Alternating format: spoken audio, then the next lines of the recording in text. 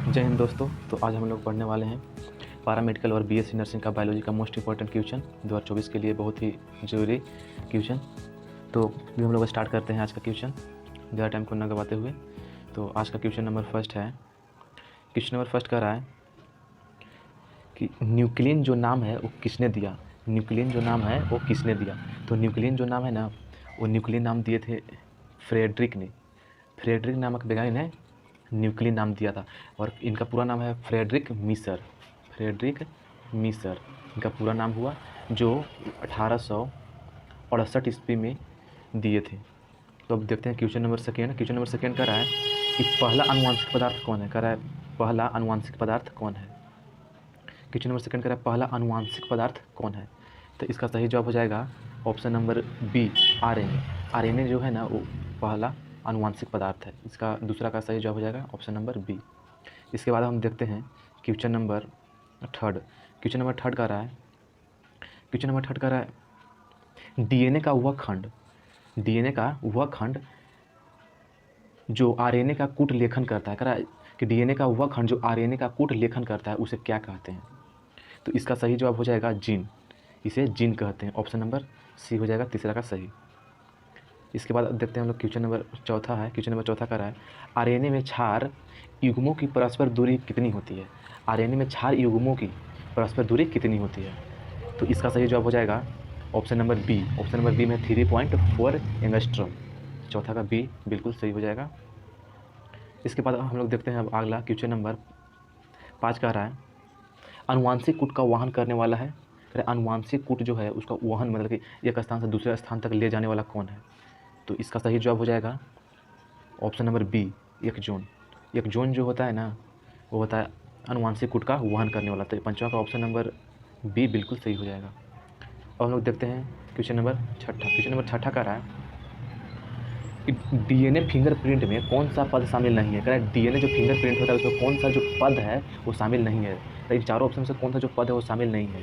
तो इसका सही जवाब हो जाएगा नॉर्थन ब्लोटिंग। नॉर्थन ब्लोटिंग जो है ना वो डीएनए फिंगरप्रिंट का पद नहीं है। तो इसका सही जवाब हो जाएगा छठा का बी। अब क्वेश्चन नंबर 7वां देखते हैं। क्वेश्चन नंबर 7वां का रहा है कि डीएनए की प्रकृति, डीएनए की जो प्रकृति है वो क्या है। तो इसका सही जवाब हो जाएगा ऑप्शन नंबर सी। तो सही जवाब हो जाएगा ऑप्शन नंबर सी, दोनों दिशाओं में। 7वां का सी। इसके बाद हम देखते हैं क्वेश्चन नंबर 8। क्वेश्चन नंबर 8 का रहा है यदि डीएनए के एक रज्जुक के नाइट्रोजनी क्षारों का अनुक्रम, यदि डीएनए के एक रज्जुक के नाइट्रोजनी क्षारों का अनुक्रम ATCTG है तो उसके पूरक आरएनए रज्जुक में क्या अनुक्रम होगा। तो इसका सही जवाब हो जाएगा option number B. Option number B में UAGAC। ऑप्शन 8 का बी बिल्कुल सही हो जाएगा। इसके बाद अब देखते हैं हम लोग क्वेश्चन नंबर 9 का रहा है। क्वेश्चन नंबर 9 का रहा है निम्न में से समापन कोडोन है। निम्न में से कौन है जो समापन कोडोन है, जो कोडोन समाप्त हो जाता है। तो इसका भी सही जवाब हो जाएगा option number B. Option number B इसका बिल्कुल सही जवाब हो जाएगा UAG और UGA और UAA। तो 9 का ऑप्शन नंबर बी बिल्कुल सही हो जाएगा। अब हम लोग देखते हैं क्वेश्चन नंबर 10। क्वेश्चन नंबर 10 का रहा है निम्न में से सही नहीं है। निम्न से कौन जो है ऑप्शन वो सही नहीं है। तो इसका भी ऑप्शन नंबर बी हो जाएगा। ऑप्शन नंबर बी जो है वो गलत है, मतलब कि इसमें सही है लेकिन ऑप्शन क्वेश्चन के हिसाब से गलत है। इसका 10वां का हो जाएगा ऑप्शन नंबर बी। इसके बाद देखते हैं क्वेश्चन नंबर 11। क्वेश्चन नंबर 11 का रहा है वाटसन एवं क्रिक के डबल हेलिक्स मॉडल को किसके द्वारा जाना जाता है। तो वाटसन एवं क्रिक के डबल हेलिकल्स मॉडल को किसके द्वारा जाना जाता है। तो इसका सही जवाब हो जाएगा ऑप्शन नंबर बी। जो बी डीएनए है ना इसी के नाम से वाटसन एवं क्रिक के डबल हेलिकल्स मॉडल को जाना जाता है। तो 11वां का बी बिल्कुल सही हो जाएगा। इसके बाद हम लोग देखते हैं क्वेश्चन नंबर 12। क्वेश्चन नंबर 12 का रहा है नियंडरथल मानव का मस्तिष्क था। पूछा कि नियंडरथल मानव का मस्तिष्क कितना सीसी का था। ऑप्शन ए है 900 सीसी, ऑप्शन बी है 1400 सीसी, ऑप्शन सी है 800 सीसी, ऑप्शन डी है 700 सीसी। तो इसका सही जो जवाब हो जाएगा ना हो जाएगा ऑप्शन बी। ऑप्शन बी जो है बिल्कुल सही। सीसी का मतलब कितना पावर का, जैसे आजकल जो गाड़ी भी आता है वो सीसी के हिसाब से उसका दाम दिया हुआ रहता है कि कितना सीसी का है उस हिसाब से दाम निर्धारित किया हुआ था। उसी से आदमी का जो मानव का दिमाग भी होता है वो सीसी का होता है। इसके बाद हम लोग देखते हैं क्वेश्चन नंबर 13 का रहा है। क्वेश्चन नंबर 13 का रहा है शिलाकेथी क्या है। शिलाकेथी है वो क्या है। ऑप्शन नंबर ए है विलुप्त मछली, ऑप्शन बी है वर्तमान छिपकली, ऑप्शन सी है विलुप्त मेढक, ऑप्शन डी है वर्तमान मेढक। तो इसका सही जवाब हो जाएगा विलुप्त मछली। विलुप्त मछली जो है वो शिलाकेथी है जो अब विलुप्त हो चुकी है। इसका सही जवाब 13 का बी हो जाएगा। अब क्वेश्चन नंबर 14 देखते हैं। क्वेश्चन नंबर 14 कह रहा है होमोसेपियंस मानव विकसित हुआ। जो होमोसेपियंस जो मानव है वो विकसित कहाँ हुआ, ये क्वेश्चन ये पूछ रहा है। तो इसका सही जवाब हो जाएगा अफ्रीका। मानव का जो विकास हुआ है वो अफ्रीका में हुआ है, यही कह रहा है। होमोसेपियंस का विकास कहाँ हुआ है, तो अफ्रीका। इसका सही जवाब हो जाएगा ऑप्शन नंबर बी। 14 का बी बिल्कुल सही है। इसके बाद हम लोग देखते हैं क्वेश्चन नंबर 15।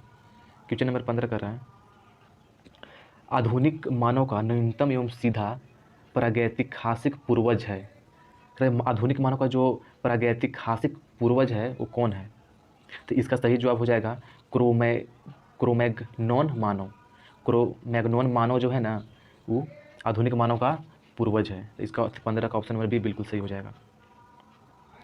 अब क्वेश्चन नंबर 16 देखते हैं। क्वेश्चन नंबर 16 कह रहा है बिग बैंग नामक महाविस्फोट का सिद्धांत किससे संबंधित है। तो ये संबंधित है, कह रहा है कि बिग बैंग नामक किसकी महाविस्फोट का सिद्धांत किससे संबंधित है। तो ऑप्शन ए है सूर्य की उत्पत्ति से, ऑप्शन बी है मंगल ग्रह की उत्पत्ति से, ऑप्शन सी है ब्रह्मांड की उत्पत्ति से, और ऑप्शन डी कह रहा है चंद्रमा की उत्पत्ति से। तो इसका सही जवाब हो जाएगा ऑप्शन नंबर सी, ब्रह्मांड की उपस्थिति से। ऑप्शन सी जो है वो बिल्कुल है। और बिग बैंग जो सिद्धांत है ना वो दिए थे 1931 ईस्वी में। 1931 ईस्वी में जॉर्ज लेमेंत्री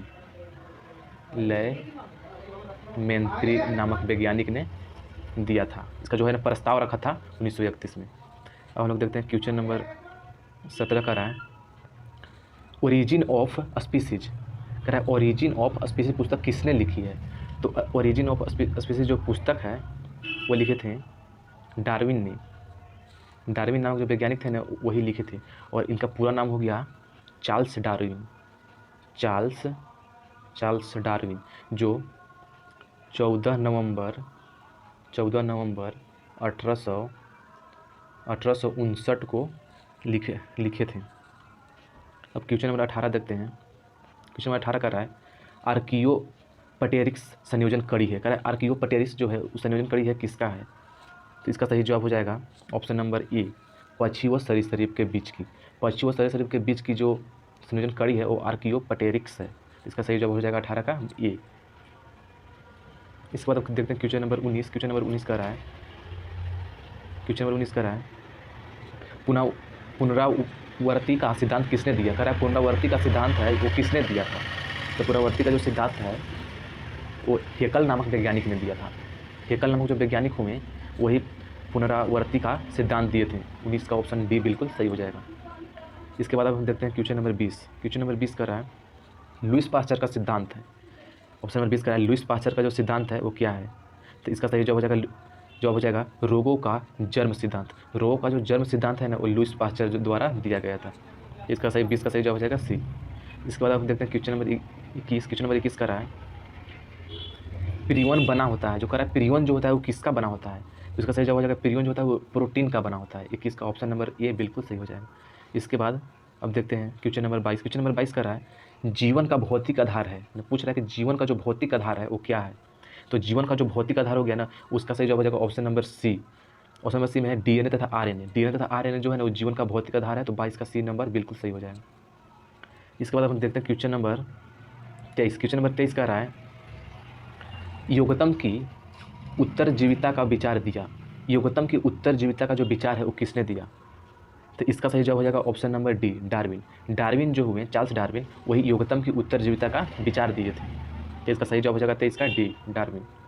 इसके बाद हम देखते हैं क्वेश्चन नंबर 24। क्वेश्चन नंबर 24 का रहा है सरीसृपों का युग या डायनासोरों का स्वर्णिम काल।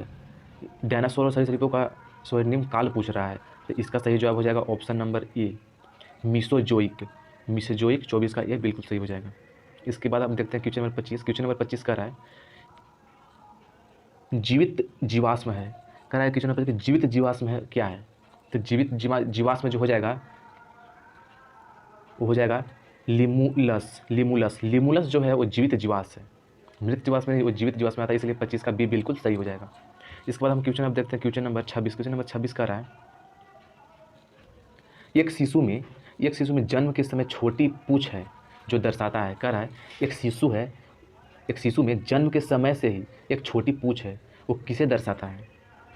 तो इसका सही जवाब हो जाएगा पूर्वजत्ता का। पूर्वजत्ता जो है इसका बिल्कुल सही जवाब हो जाएगा 26 का। पूर्वजत्ता है जो एक शिशु के जन्म के समय पूंछ होती है, उसे पूर्वजत्ता के नाम से जानते हैं, उसे पूर्वजत्ता का लक्षण दर्शाता है। इसके बाद अब क्वेश्चन नंबर 27 देखते हैं। क्वेश्चन नंबर 27 कर रहा है वायराइड की खोज किसने की थी? वायराइड है उसका खोज किसने किया था? तो वायराइड का जो खोज है ना वो डाइनर व रेमन ने किया था। डाइनर व रेमन 2 वैज्ञानिक थे, वही ने इसका वायराइड का खोज किया था। तो 27 का ये नंबर बिल्कुल सही हो जाएगा।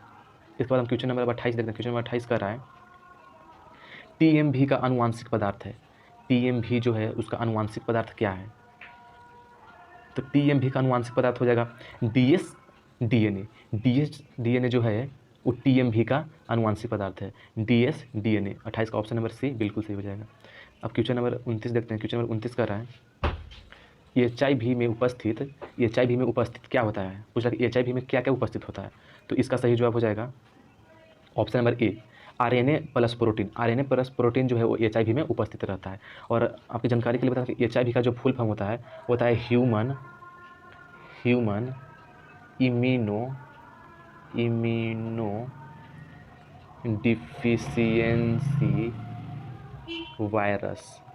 आप इसे याद रखिए, ये पैरामेडिकल और BSc नर्सिंग एग्जाम के लिए बहुत ही महत्वपूर्ण क्वेश्चन है। तो आप इसे जरूर अच्छे से रिवाइज कर लें और एग्ज़ाम भी जल्द ही अगला महीना में हो सकता है। अब क्वेश्चन नंबर 30 कर रहा है घोड़े के जीवाश्म मेरिकिपस पाया गया। पूछ रहा है घोड़े का जो जीवाश्म है मेरिकिपस वो कहाँ पाया गया है? तो इसका सही जवाब हो जाएगा option number C myosin. Myosin में ही इसका घोड़े का जीवाश्म मेरिकिपस पाया गया है। तो आज का वीडियो यहीं तक अब समाप्त करते हैं, ज़्यादा वक्त नहीं लेते हुए। तो अगर वीडियो आपको पसंद आया तो चैनल को जरूर सब्सक्राइब और इस वीडियो को शेयर करें। जय हिंद, मिलते हैं फिर अगले वीडियो में।